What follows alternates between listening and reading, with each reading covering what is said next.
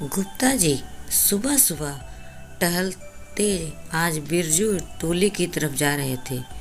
रास्ते में जो भी मिलता यही पूछता, अरे गुप्ता जी गाड़ी खराब है क्या? ड्राइवर नहीं आया क्या? आज क्या बात है? गुप्ता जी हंसते हुए बोलते, अरे नहीं, आज बस पैदल चलने का मन था।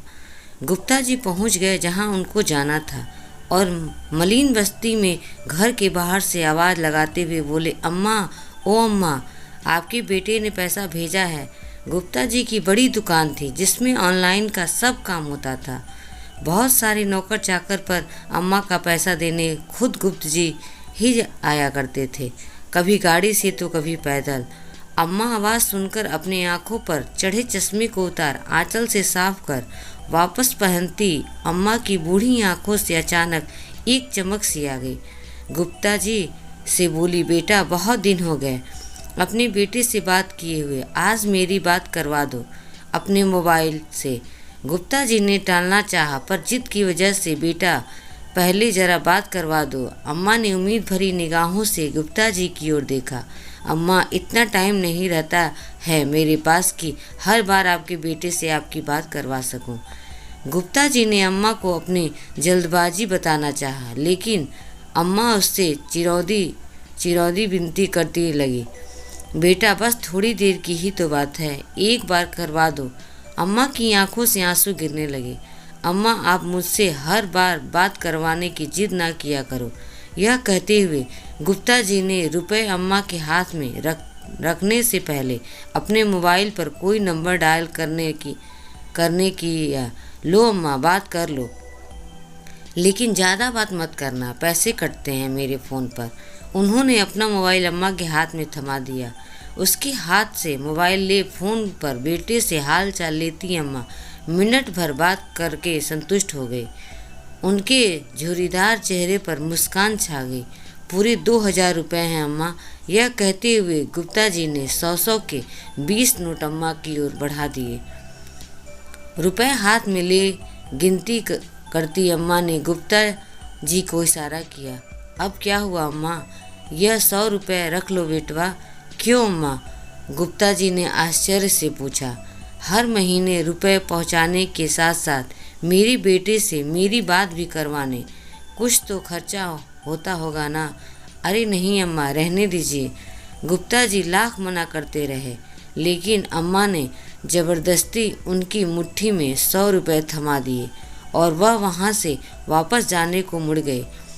अपने घर में अकेली रहने वाली अम्मा भी उसे ढेरों आशीर्वाद देती अपनी देहरी के भीतर चली गई। गुप्ता जी अभी कुछ कदम वहाँ से आगे बढ़ा था कि किसी ने उसके कंधे पर हाथ रखा। पीछे मुड़कर उन्होंने देखा तो उस कस्बे में उनकी जान पहचान का एक चेहरा सामने खड़ा था। मोबाइल फ़ोन की दुकान चलाने वाले शिव बाबू को सामने पाकर वह बहुत हैरान हुए। भाई साहब, आप यहाँ कैसे? आप तो अभी अपनी दुकान पर होते हैं ना। मैं यहाँ किसी से मिलने आया था, लेकिन मुझे आपसे कुछ पूछना है। शिव बाबू की निगाहें गुप्ता जी के चेहरे पर टिक गई। जी पूछिए भाई साहब। भाई, आप हर महीने ऐसा क्यों करते हैं?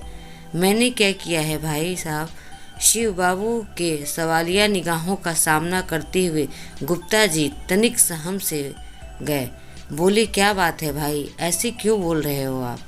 हर महीने आप इस अम्मा को भी अपनी जेब से रुपए भी देते हैं और मुझे फ़ोन पर इनसे इनका बेटा बनकर बात करने के लिए भी रुपए देते हैं, ऐसा क्यों? शिव बाबू के सवाल सुनकर गुप्ता जी थोड़ी देर के लिए सकपका गए, मानो अचानक उसका कोई बहुत बड़ा झूठ पकड़ा गया हो। लेकिन अगले ही पल उसने सफाई दी, मैं रुपए इन्हें नहीं, अपनी अम्मा को देता हूँ। मैं समझा नहीं। गुप्ता जी की बात सुनकर शिव बाबू जरा हैरान हुए, लेकिन गुप्ता जी आगे बताने लगे, इनका बेटा कहीं बाहर कमाने गया था और हर महीने अपनी अम्मा के लिए 2000 रुपये भेजता था। लेकिन एक दिन पैसे की जगह इनके बेटे के एक दोस्त का फ़ोन आया। गुप्ता जी की बात सुनते शिव बाबू को जिज्ञासा हुई, कैसा फ़ोन? क्या बोला था दोस्त ने? संक्रमण की वजह से उनके बेटे की जान चली गई और वह इस दुनिया में नहीं रहा है। फिर क्या हुआ भाई? शिव बाबू की जिज्ञासा दुगनी हो गई। लेकिन गुप्ता जी ने अपनी बात पूरी की। हर महीने चंद रुपयों का इंतजार और बेटी की कुशलता की उम्मीद करने वाली इस अम्मा को यह बताने की मेरी हिम्मत नहीं हुई। मैं हर महीने अपनी तरफ से इनका पैसा लेकर आता हूँ, लेकिन यह तो आपकी अम्मा नहीं है ना। मैं भी हर महीने 3,000 रुपये भेजता था अपनी अम्मा को, लेकिन अब मेरी अम्मा भी कहाँ रही हैं। यह कहते हुए गुप्ता जी की आंखें भर आईं।